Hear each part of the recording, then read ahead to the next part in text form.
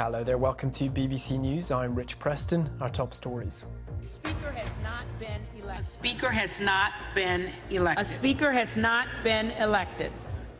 The longest race in more than 150 years. Kevin McCarthy repeatedly loses the vote to be elected Speaker of the House. Deadly violence in Mexico follows the arrest of a leader of an infamous drugs gang. The Omicron COVID subvariant rapidly spreading across the United States, the most transmissible yet. And Prince Harry alleges in his new memoir that his brother Prince William physically attacked him. There has always been this competition between us, weirdly.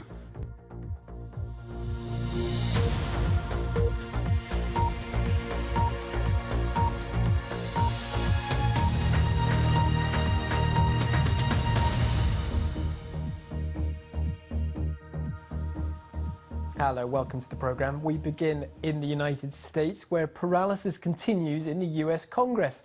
The Republican leader in the US House of Representatives, Kevin McCarthy, has failed in his 11th attempt to get elected Speaker of the House.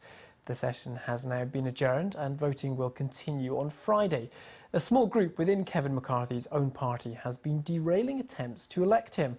Republicans took control of the House in November's midterm elections, but the deadlock has left the chamber unable to swear in members or pass legislation. Gary O'Donoghue reports. The total number of votes cast is 434. It hasn't taken this long to elect a speaker in more than 160 years, and that was before the American Civil War. Now into a third day, the deadlock remains. The Republican leader still unable to get enough votes within his own party, but nor can anyone else. We're just going to keep working until we solve it. Or maybe not. A speaker has not been elected. A speaker has not been elected. A speaker has not been elected. And while there's no speaker, the House can't do a thing. No committees, no legislation, no rules. A chamber utterly paralysed and locked into a seemingly endless loop. Well, it's Groundhog Day. Democrats, who have voted for their leader solidly on every ballot, have been quietly enjoying the spectacle. Some rebels are even voting for people who aren't members of the House. Donald John Trump. For 2 nights, negotiations have gone long, with little outcome. The 20 or so rebels have extracted multiple concessions during this process, every one of them weakening the position for whoever ends up as Speaker. That means this wafer-thin Republican majority in the House will be hard to manage, and the internal strife is set to continue for the next 2 years. Eventually, pressure will go for some kind of compromise candidate among Republicans, but no one has any idea how long that could take. Gary O'Donoghue, BBC News, Washington. Well, we can now speak to Jennifer Kearns, who's a Republican strategist and host on the All American Radio Network. She joins us live from New York now. Jennifer, good to see you. Thanks for making the time for us. As a Republican strategist, you must be tiring of this and, dare I say, be a bit embarrassed as well. Well, there's no question it does tarnish the GOP brand a bit, but I still think by and large we are better off than the Democrat Party, who basically got dictated to them who their leader would be. That was Nancy Pelosi dictating to her caucus that Hakeem Jeffries was going to be the leader. So as messy as it might be, and we know that liberty is messy, I'll take that any day. I'll be the party of choice any day rather than have it dictated to our caucus who the next leader is going to be. So this is just healthy politics in action for you, is it?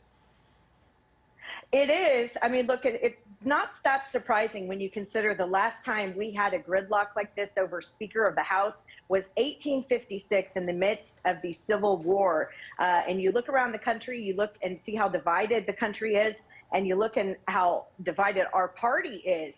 It's really not that quite surprising. I hope it doesn't go to 130 rounds as it did in 1856, but it is possible, and we know that Kevin McCarthy doesn't mind breaking records. I hold fast in my prediction that I gave you earlier this week that Kevin McCarthy's not leaving that chamber until he is Speaker of the House. I think that'll happen in the next couple of days, probably by Saturday. Let's talk about this small group of holdouts who are voting against Mr. McCarthy. What do they want to get out of this? What's in it for them, and how can he appease them? Well, look, there's really nothing left he can offer to appease them. The reports are tonight that he has brought that threshold down from 5 members being able to recall him to just 1 member of the caucus being able to recall him if he becomes Speaker. That is an incredibly generous concession from McCarthy.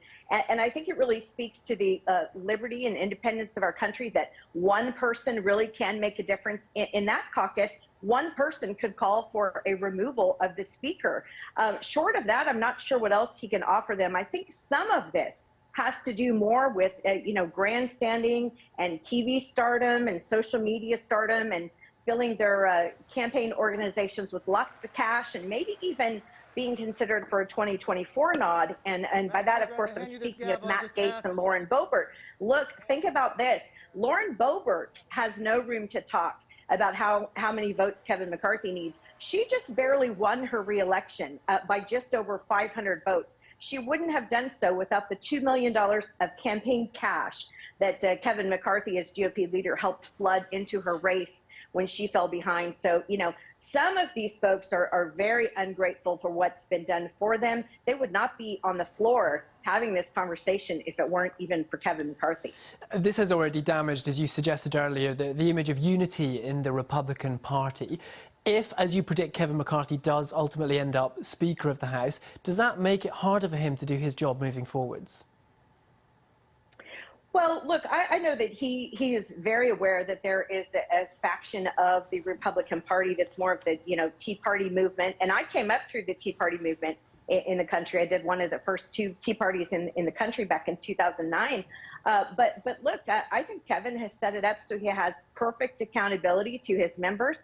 He's also, I think, been very generous of his committee assignments with folks that he's been offering to folks. And so I think the time is up. I understand that the conservative wing of the party, being a conservative myself, but it's time really to put up or shut up. They need to, if they want to succeed, they need to put up a backup candidate and ensure that that person gets the 218 votes. But short of that, they need to step in line and get behind McCarthy because he clearly is the one with 91% of the vote. They only have 9% of the vote. So something's got to give here, and I think it'll give in the next 48 hours or so. OK, Jennifer, very good to get your insights. Thanks for being with us. Jennifer Kearns from the All American Radio Network. Thank you.